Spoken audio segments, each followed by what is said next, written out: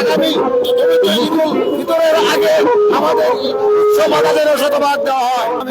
সাথী ভাই ও বোনেরা, আজকে আমাদের এখানে একত্রিত হওয়ার একমাত্র কারণ আমাদের উপর যে আক্রমণ করেছে, যে আক্রমণে আমাদের শিক্ষক আজকে ঢাকা মেডিকেলে আছে, তার প্রতিকার চাই।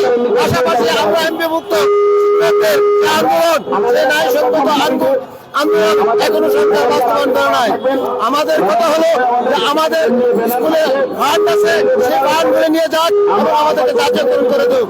আমাদের বর্তমানে আমরা আরেকটি কথা বলছি যে যদি সবকিছু সম্ভব না হয়, আগামী ঈদুল ফিতরের আগে আমাদের সমাজের শতভাগ দেওয়া হয়।